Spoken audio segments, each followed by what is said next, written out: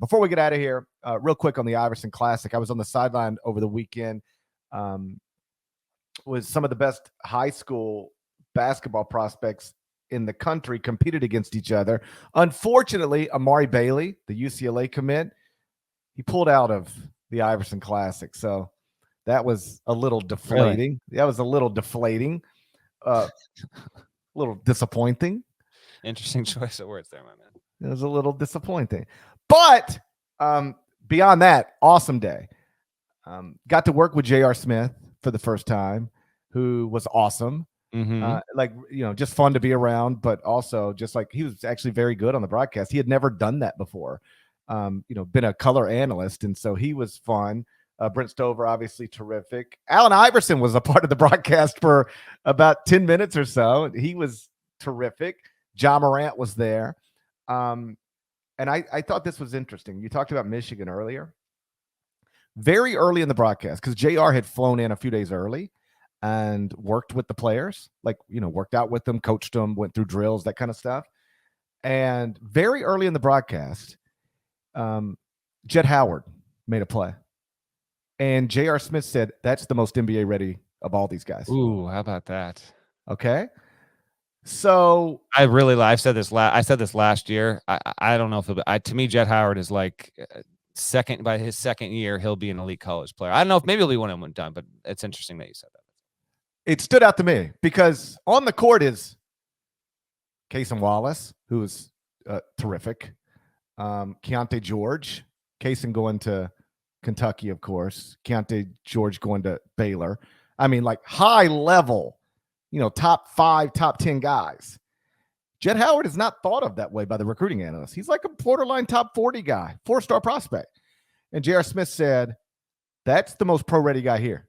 I was like, that's interesting. I've never heard anybody say that. And then Jett Howard goes on to be the MVP of the game.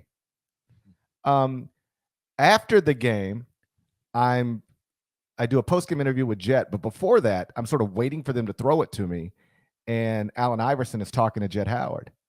And he's like having a real serious conversation with him. And he says, man, it comes easy for you. This is easy for you.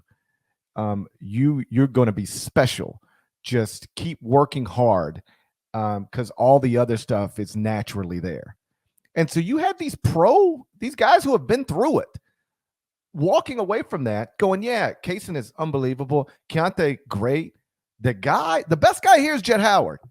And if Jett Howard's and I'm not saying he is, I'm just saying if Jett Howard is really one of the best high school prospects entering college, whoo boy, Michigan has got a chance to be really, really good. Really, really good. As it stands right now, Michigan has no open, like if Moussa Diabate returns, which I think will probably happen, and then Caleb Houston returns, they don't have an open scholarship either. If they both return, we'll see if that winds up being the case or not there. But if you add that in there, yeah, Michigan could certainly enter into next season with plenty of optimism, if you will there. But overall, though, good little experience. It gets. It's not that it's buried, but it's a Saturday when you're going to play. It's a Saturday in the middle of the NFL draft. I mean, it's just a tough spot. That's all. Yeah. No, but it was a great experience. Like first off, just to be around. Like here's Allen Iverson. Juwan Howard was there because college coaches are not allowed to be there. But because Jett's play, being a father supersedes being a coach. As it should, yes. As it should, yes. So Juwan, I did a on-camera interview with Juwan. He was great. By the way, we've talked about this before. This is why coaches for years, in the pre-NIL days, if they had their kids on their team, their kids would always room with the best prospects. Mm-hmm.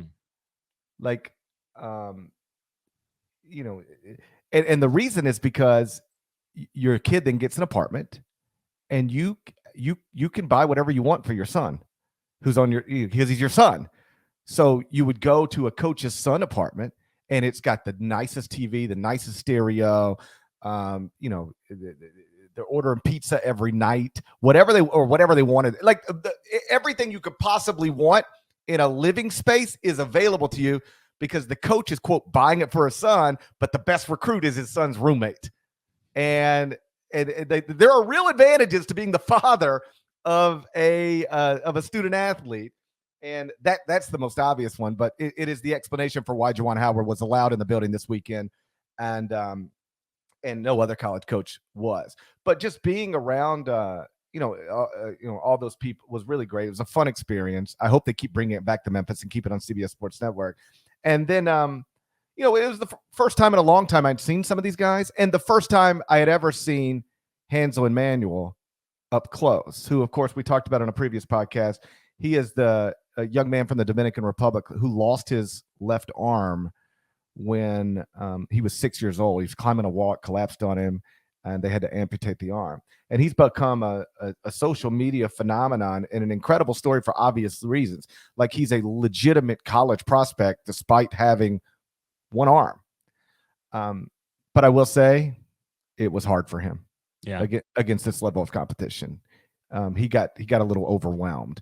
I mean, I don't mean to anything, but like, just speaking plainly, like, he got in the game, first possession, they drove right on him.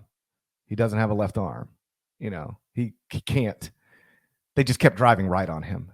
And he looked like he was a little overwhelmed by the talent that was elsewhere on the court. It doesn't mean he can't play college basketball, but he got frustrated at certain points in the game because I think he was running into a level of talent consistently that I don't think he's had to deal with consistently.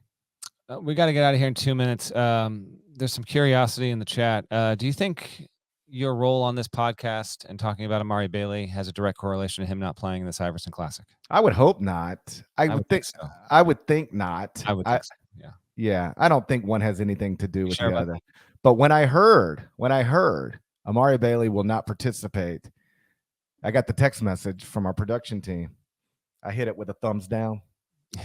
I did a thumbs down on it. It's too bad. It was disappointing. Yeah. Well, what can you do? But I did get to meet J.R. Smith's lovely girlfriend. Okay. She's a model. All right. There you go. I'll let you guys Google that for yourself.